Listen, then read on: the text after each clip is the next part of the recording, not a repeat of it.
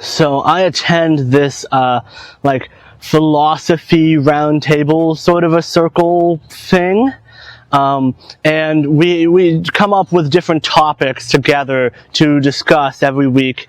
And this week, the topic is, what is property? And usually the guy who organizes it kind of has a concept in mind. You can tell as to what he's getting at by putting forward these questions to a group of people. I think he has an idea of where to lead things, right?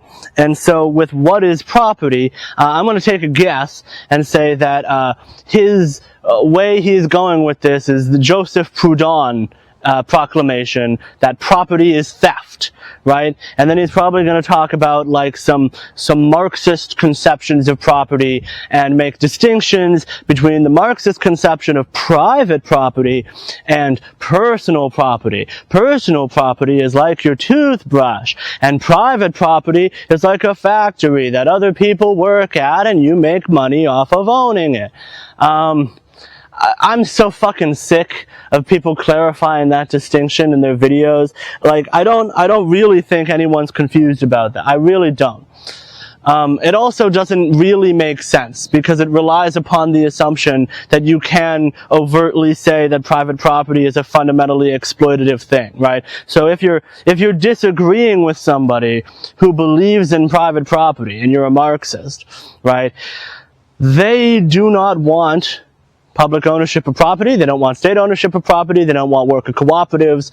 They don't believe those modes of property formation are successful or work, right? They're not afraid that you're going to steal their toothbrush in a personal property sense.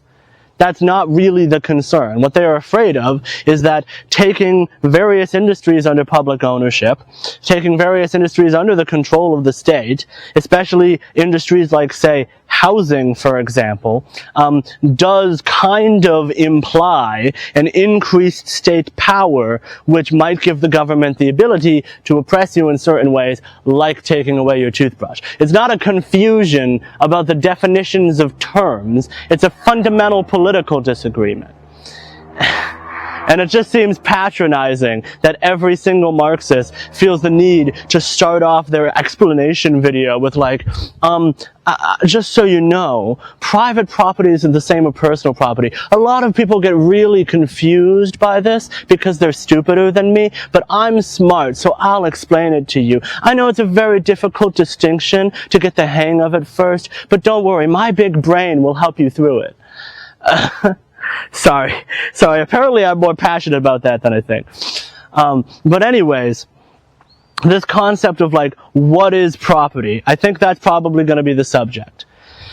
I have some interesting takes here that I think are more interesting than whatever the hell they're going to say about property being theft. A lot more new and a lot more people aren't so familiar with them. So that's what I'm going to bring to the table at this discussion, and we're going to see how that goes. So the first variation on the concept of private property that I want to bring into play is the concept of the commons, right? This is a concept I've already talked about in this channel. Commons can often be formalized through trusts, which I think is a much more interesting thing to talk about. A lot of times you read a book about the commons, and they're focusing primarily on the modes of social relationships that undergird a common. So say you own a community garden, right? A community garden is not just the ownership structure of the community garden. It's also the little friendships and relationships between all of the people who go to that community garden, and the way that they coordinate their labor, and the way that they talk to one another about what they're going to plant and where, and so on and so forth. It's about that collaborative sort of management. And so the books will focus on that social stuff. But I feel like that social stuff kind of happens on its own, and it happens in the cultural realm. And the much more interesting thing to me, from a political economy perspective, is trusts as a tool, or not-for-profit entities as a tool. So if you ask the question, who owns Wikipedia, right? Wikipedia is not a business. It's not a company. It's not a private property. It's not privately owned the same way that your house or your yard is. it is a commons of sorts where people contribute freely to it and correct it and make edits to it of their own free will and of their own volition in a voluntary sort of an arrangement, right?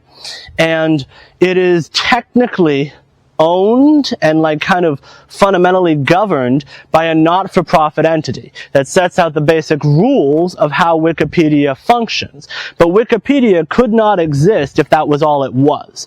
Wikipedia, in order to exist, needs to access the voluntary donations of people around the world and the voluntary labor contributions of people around the world. And it needs to be coordinated in a specific kind of a way. This form of coordination, the coordination that makes up Wikipedia, is sometimes referred to as stigmergy, or stigmergic coordination. This is the name for the type of coordination that ants use, where they leave a trail behind. Ants leave a kind of chemical trail that other ants can then follow. And so every ant is kind of individually carving out its own pathway. They each go out in the world and try to find food. But they leave a trail behind them, and if they find food, all the other ants know how to go to that food. And so it's a sort of meritocratic system in which the ants that successfully find food become the paths that become the most traveled upon. This is comparable to the ways in which people who contribute to Wikipedia successfully create links that are widely used and then become the dominant form of the site Wikipedia. One of my sort of core distinctions I make between the political economy that I embrace and the political economy of socialists or communists is that typically, socialists or communists rely upon workers' cooperatives or forms of public ownership and management, right? Whereas I'm really trying to be more of the term that they'll sometimes use as a commoner or a commonist, where you're trying to expand upon these forms of common collaboration that aren't necessarily of the state. They are neither state nor market. They are a collaborative social relation. This is only one answer, though, to the question of, what is property, right? So this is one fun variation that I can bring to the table, is commons or trusts. Another fun thing that I think can be talked about is auctions, right? There's this book called Radical Markets by Eric Posner and Glenn Whale. I'll put it in the description, right? This book, basically they argue, this is the scenario they put forward, that if you're trying to build, say, a railroad, or a highway, something big, some big infrastructure construction project, right? And it goes through a neighborhood and there's a bunch of different houses in that neighborhood. You need to find a way, at least within the logic of market property relations, in the real world there's like eminent domain and stuff, but within the logic of market property relations, you have to find a way to buy up that property from those people, right? And so let's say you buy up pretty much all of the property. You buy up all of the property other than one house. There's one little old lady. And this one little old lady takes a look around herself and she says, "You want this really badly, don't you? My one little house. Because you're going to build this huge infrastructure project. So even though my one little house isn't worth all that much on its own, right now, in this particular context, given your desire to build this massive infrastructure project, which is going to be very profitable for you, my house is worth a shit ton." So she's able to raise the price dramatically on her house. Maybe she'd even be able to sell her house for millions or billions of dollars. Who knows? I don't know how much money is. I don't know what money is. I got like $20 to my name. I don't know what money is. Yeah, so basically, the argument they make is that you need a system to solve this problem, because they're not so sympathetic to the old lady in this scenario. They're not like, good for that old lady. What they're saying is that this is a fundamental inefficiency in markets. That market property relations do not actually allow for maximally efficient use of property. So given this limitation, what Glenn Whale and Eric Posner propose is an auction-based solution based on the type of auction systems that are used for URL queries in Google and other market design mechanisms.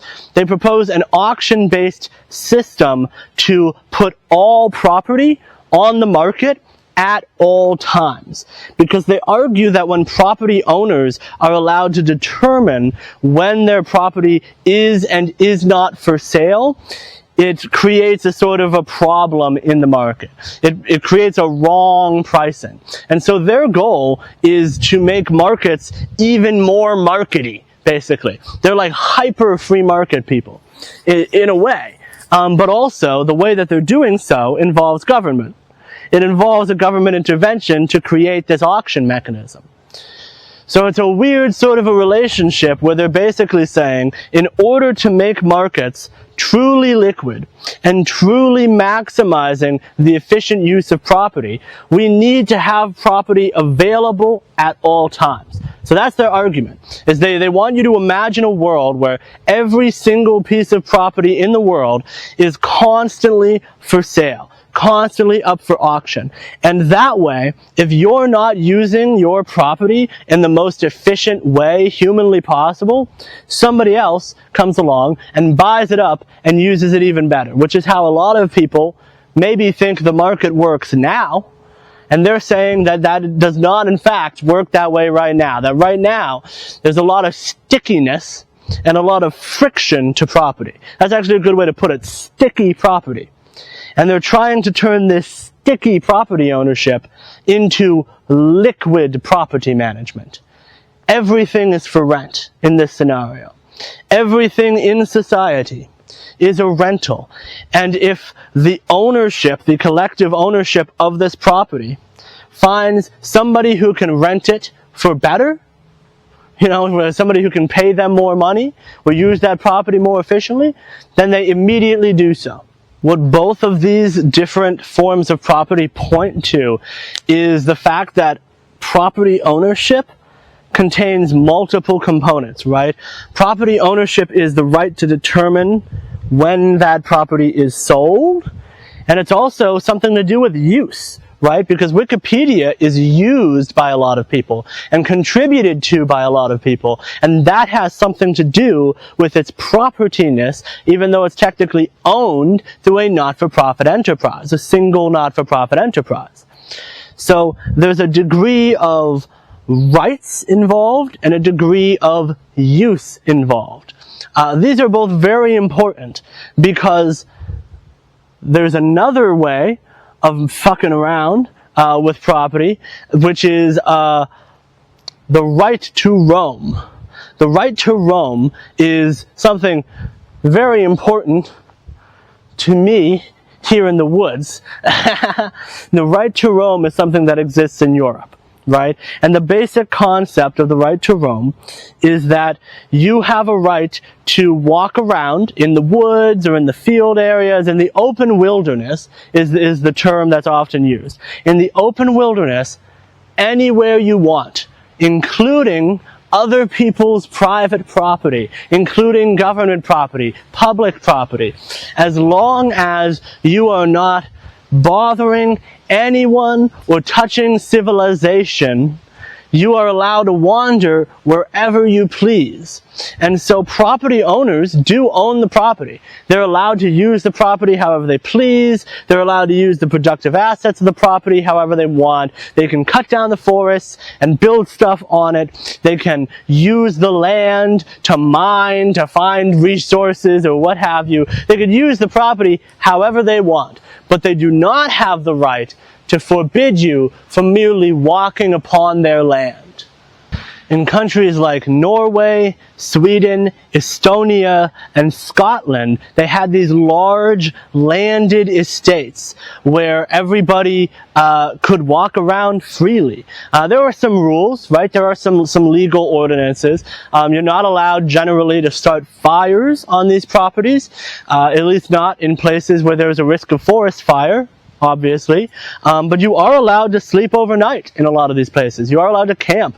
You're even allowed to fish within certain limitations. You're allowed to hunt within certain limitations on these lands. The reason historically this has happened is because of a legal principle in a lot of these nations, which in Latin is called nulla poena sine lege. The basic meaning is things that are not explicitly disallowed are allowed by default, which makes a lot of sense. If there's not explicitly a law against it, then it is allowed. Here in America, it works the exact opposite way. The presumption is that you're not allowed to do anything unless the property owner explicitly opens it up and says you are allowed to do this. So this is a fundamentally liberal concept and liberal principle. This is very similar to innocent until proven guilty. Right?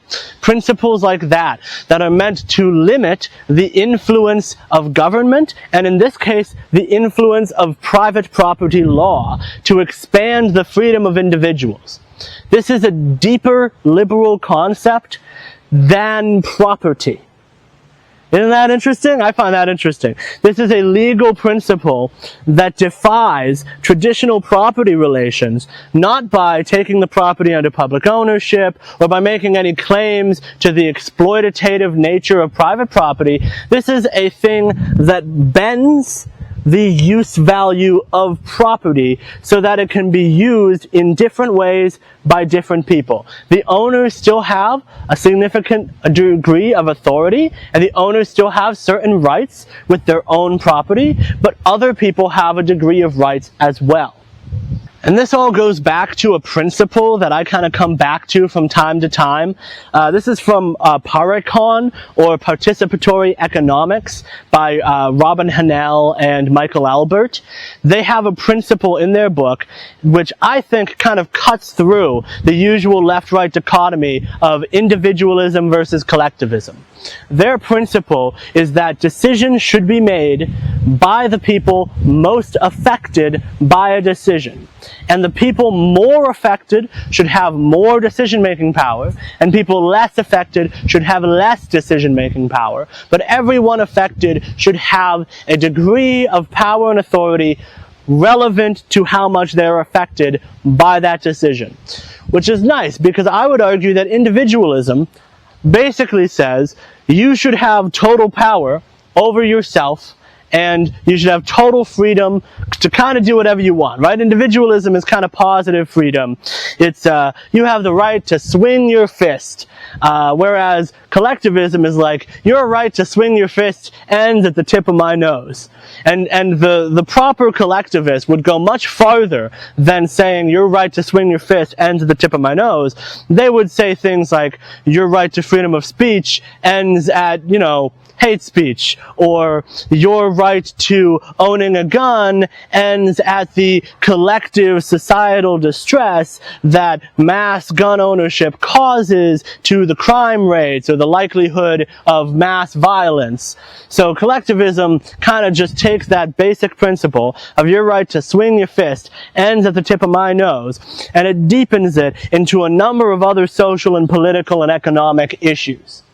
So what I'm saying is that this Parecon principle cuts through both individualism and collectivism and says, well, you're affected by me swinging my fist somewhat, generally, but you're affected a lot when it hits you in the face. You might be affected a little bit by hate speech, but it might not be the end of the world. Right? So there's like a debate, there's like a contestedness within the principle itself. And so when it comes to the right to roam, you are affected by these property owners' ability to block off this land. Think about it. You go for a walk anywhere in America, and there's tons and tons of private property everywhere, preventing you from going certain places. I had that problem on the way to this location. Right? So that is a constant problem if you're somebody who likes to roam around in the woods or in the wilderness, or if you're just generally somebody who likes to walk. We're always talking about making places more walkable. This is a legal principle that would do that, right? That affects you. Your relationship to that land, your ability to roam on that land, affects you. And their ability to take that land for themselves negatively affects you as a guy who merely wants to roam around on it. So it's kind of a collectivist claim, but it's a limited collectivist claim.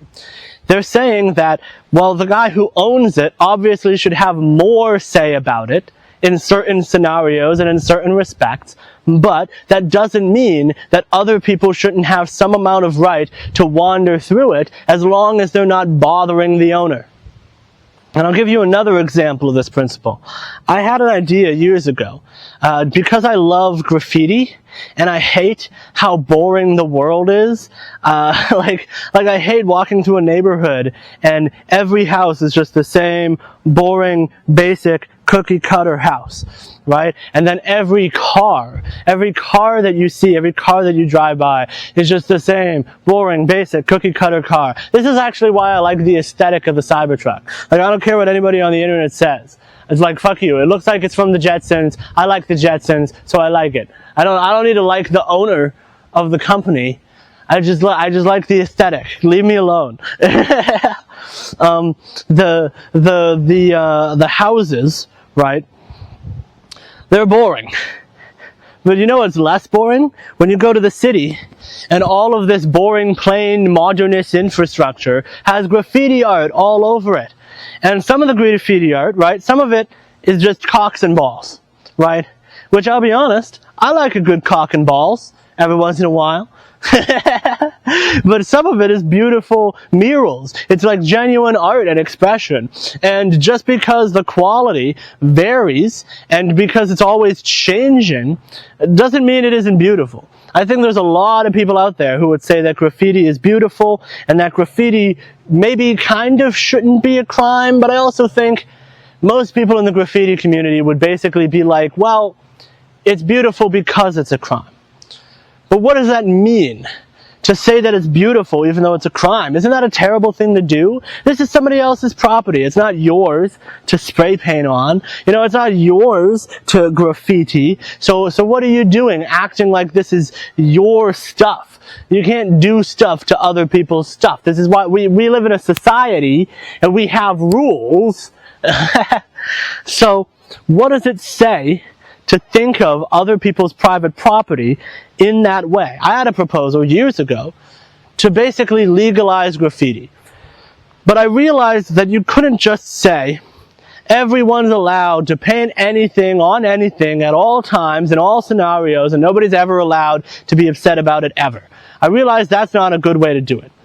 So I thought, you know what you could do? What you could do is make it so that you can do graffiti unless otherwise specified. And it's the same concept as the right to roam. You can do it unless they go out of their way to find a permit, let's say, that says, hey, my house is off limits to graffiti. And then they put up a little sign that says, I got a blah, blah, blah permit. You can't graffiti my place. And everybody else who doesn't have that, basic anti-graffiti measure, they're free range. And then the whole world would have so much more graffiti. And the basic principle behind this idea, and I want to clarify, I don't know if this is a good idea. This is just a thought I had at one point. I don't know if this particular thing, the graffiti thing, is actually a smart legal move. It might not be a good thing. I might just have to live in a world where this thing that I love is illegal forever. That might just be the case. I'm willing to accept that possibility. Okay? But if you think about what was leading me to this idea, the basic principle is that I am affected by your house. I have to look at it all day. I'm the one who has to walk through this boring ass neighborhood and look at your boring tunnel walls with just made of basic fucking cement that nobody ever puts any money or effort into beautifying.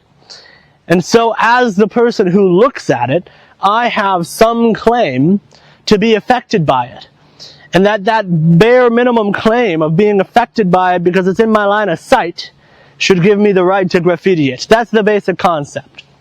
And so this is another attempt to kind of bend private property relations around this Parakon principle of you should have decisions over something to the extent that you are affected by it. And it's unreasonable to think that your individual bubble, whether it is you as a person or your property, only affects you.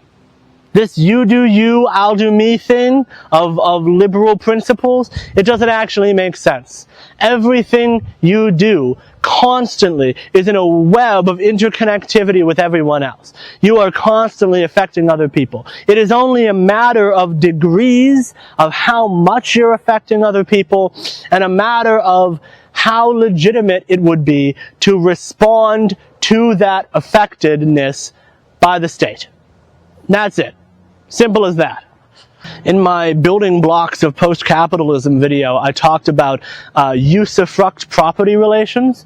Usufructian property relations are another example of this, right? When you check out a library book, you have the right to read it, you have the right to use it, you get the use value from it, but you don't have a right to destroy it.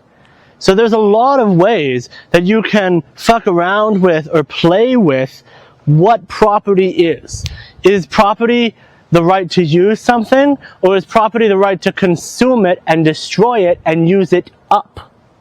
Similarly, fully non-scarce resources, like intellectual property, that are in the public domain, you have the right to use it, but you literally cannot use it up. It's a non-scarce resource. So any proper understanding of property needs to recognize the various nuances of what you can do with what. And I think we need to break down this binary of like private property versus public property into a greater nuanced gradient of legal structures regarding different forms of unique property relations, because only that creativity around the concept of property can create things like libraries, Wikipedia, the right to roam. Only by doing that can we expand the bounds of property to be more in line with people's actual needs from that property.